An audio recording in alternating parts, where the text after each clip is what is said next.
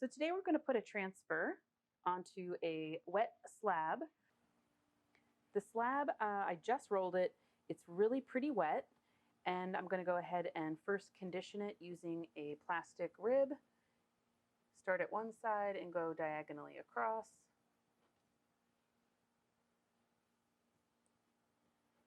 Wipe.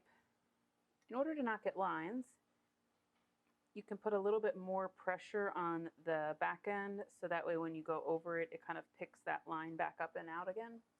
I've already done this to the other side of the slab, flipped it, and now I'm going to go ahead and do it to this side. So I've gone back and forth 3 times just to make sure all of the little clay particles are super touched together.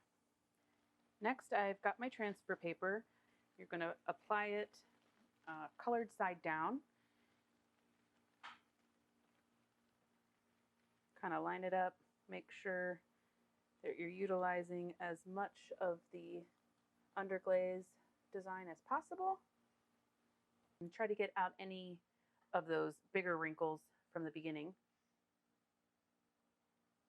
I've got a damp sponge. I'm going to start in the center, press and pull down. Kind of go in sections, starting at the middle and then gently pulling outwards. When you wipe and you notice the color is kind of not changing all the way, that means you're going to need to get your sponge a little bit wetter. You don't want it to be dripping wet though, because if it drips on the paper, it can make it bleed a little bit. If your sponge gets a little bit of ink on it, try to keep that clean so that you're not swooshing extra ink around. If you get to a spot that is folding, instead of pushing it and possibly ripping the paper, you can kind of just press down and it'll attach the area where there's a wrinkle without ripping the paper. It's always a good idea to start in the middle and push out, kind of like you're attaching a sticker to like a car window and you want to get the bubbles out. Once your paper is fully attached, you'll notice that the color changes from a lighter here to a darker shade here.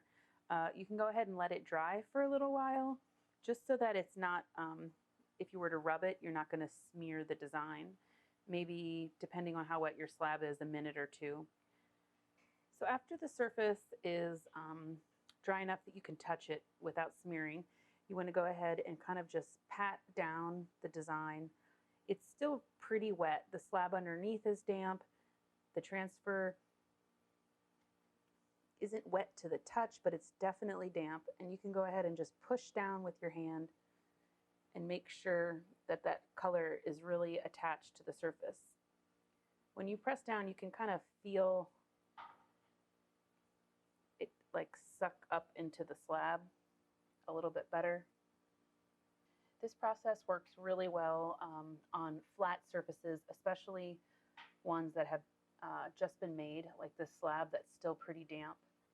Applying a transfer with this much color in the background is going to be a lot easier on something where the clay is damp, and then adding a lot of moisture to it as well.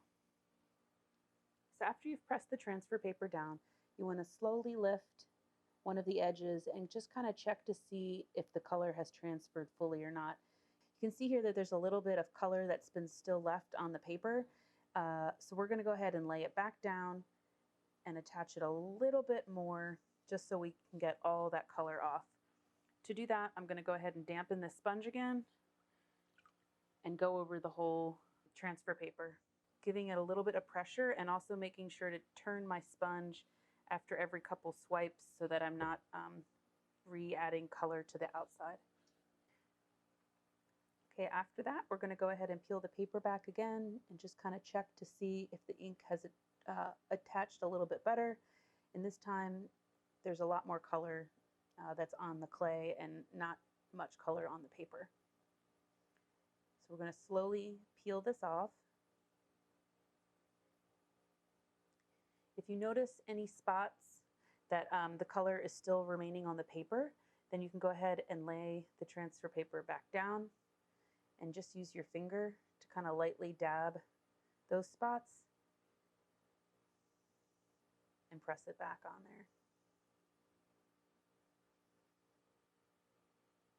Once you're pretty confident that you've transferred all the color, you can go ahead and pull it off a little bit quicker.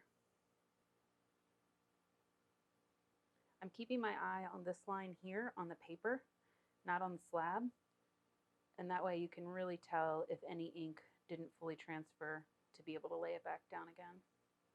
So you can go ahead and let this slab dry, and when it's about the consistency that you like to work with it, go ahead and treat it as any other slab, but with a fun design.